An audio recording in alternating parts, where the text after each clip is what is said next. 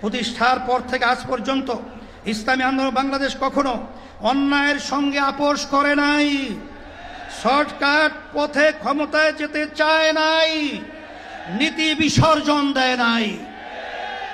সবকিছুর ঊর্ধ্বে আমরা ইসলাম, দেশ ও জনগণের স্বার্থকে প্রাধান্য দিয়েছি। আগামীতেও আমরা জনপ্রত্যাশাকে পূরণ করতে চাই। আজকে মঞ্চে যারা আছেন, যদি আমরা মুনাফিকি না করি, মঞ্চে যারা আছে যদি মুনাফিকি না করি, মুখের এবং কাজের কথা যদি একসাথে থাকেন, মুখের সাথে কাজের যদি মিল থাকেন, আমি এই লক্ষ জনতার সামনে কসম করে বলতে পারি, আগামীতে ক্ষমতায় যাবে ইসলাম, ক্ষমতায় যাবে ইসলাম, কোনো সন্দেহ নাই। আগামী দিনে বাংলাদেশে যাতে কোনো নির্বাচিত স্বৈরাচার, দুর্নীতিবাজ, লুটেরা ও সন্ত্রাসী শ্রেণী রাষ্ট্র ক্ষমতাকে ব্যবহার করে জনগণের অধিকার কেড়ে নিতে না পারে, রাষ্ট্রের সাংবিধানিক প্রতিষ্ঠানগুলোকে দলীয়করণের মাধ্যমে ধ্বংস করতে না পারে এবং একদলীয় কর্তৃত্ববাদী শাসন কায়েম করতে না পারে, সেজন্য প্রয়োজনীয় মৌলিক সংস্কার দ্রুত সম্পন্ন করতে হবে। আজকে জালেমদের বিচার করতে হবে এবং সংস্কার করে নির্বাচন করতে হবে। যদি সংস্কার আর বিচার না হয়, আগের মতো নির্বাচন হয়, এই নির্বাচন জনগণ গ্রহণ করবে না ইনশাআল্লাহ। এই জন্য সংস্কার চাই এবং নির্বাচনে কোনো পেশি শক্তি, কোনো কালো টাকার মালিক কেউ দেখাবে, ক্ষমতা দেখাবে, লুটপাট করবে, মারপিট করবে, ওখানে আপনার গুন্ডামি করবে।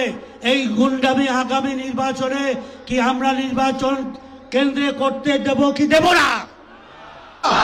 বিজয় হবে হাত পাখা, হাত পাখা। ইতিপূর্বে 54 বছরে যেই পদ্ধতিতে নির্বাচন হয়েছে, আপনারা এই কয়েকদিন আগে হাবিবুল আউয়ালের, অভিশপ্ত হাবিবুল আউয়াল যে সিউসি বক্তব্য রেখেছে যে এই পদ্ধতিতে 1000 বছর নির্বাচন হলেও সুষ্ঠু নির্বাচন হবে না। সংস্কারের দ্বারাই কি উপকার, না করার দ্বারাই কি ক্ষতি, আমি বর্তমান বাংলাদেশের 5টি বিভাগ সম্পর্কে একটি উদাহরণ পেশ করছি। কিন্তু আপনার এই ভূমিকায় প্রশ্ন তৈরি হয়েছে, আগামী 8-10 মাস পরে যদি নির্বাচন হয় আপনি সোজা থাকবেন কিনা? আপনাকে এই 8 মাসে নিরপেক্ষতার প্রমাণ আপনাকে দিতে হবে, বাঁচতে হবে, এর কোনো বিকল্প নাই। দীর্ঘ সময় ধরে বাংলাদেশ যে মুজিববাদী সংবিধান দিয়ে পরিচালিত হয়েছে, সেই মুজিববাদী সংবিধান বাংলাদেশে আর চলতে পারে না। আনুপাতিক হারে নির্বাচন হলে সমস্যাটা কি? কোনো সমস্যা নাই। প্রধানমন্ত্রীর মেয়াদ 10 বছরের বেশি না থাকলে সমস্যা কি? আমরা অত্যন্ত যৌক্তিকভাবে এই কথাগুলো দফায় দফায় আলোচনায় তুলে ধরছি, কিন্তু এটা পরিষ্কার সংবিধান, এই সংস্কার জাতীয় ঐক্যমত্য কমিশন কেন জানি 2-1টি দলের প্রতি পক্ষপাতমূলক আচরণ করছে। পীর সাহেব তরমোনায় যে সিদ্ধান্ত দিয়েছে যে পিআর সিস্টেমে যদি ভোট হয়, হিন্দু সম্প্রদায় ভোট কেন্দ্রে যাবে, নইলে যাবে না। 3টা জিনিসকে সামনে নিয়ে সংস্কার, বিচার, পিআর, আসলে আমরা এই সমস্ত ওয়ার্ডের বিশ্লেষণ প্রয়োজন। সভাপতি এবং আজকে স্টেজে উপস্থিত আছেন বিভিন্ন রাজনৈতিক দলের জাতীয় নেতৃবৃন্দ, আজকে সকল মানুষ, সারা দেশের মানুষ আজকে পিআরের পক্ষে জেগে উঠেছে। এই অভ্যুত্থানে আপনারা যখন ঢাকার গুরুত্বপূর্ণ পয়েন্টগুলো থেকে শুরু করে দেশের বিভিন্ন রণক্ষেত্রে অংশগ্রহণ করেছেন, আপনাদেরকে পাঞ্জাবি পায়জামা টুপি দেখে টার্গেট কিলিং করা হয়েছে।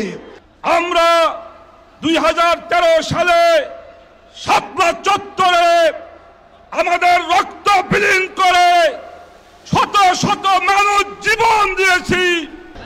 2011-তে ফেসিবাদী হাসিনা সরকার আল্লাহর উপর পূর্ণ আস্থা বিশ্বাস তুলে দিয়েছে।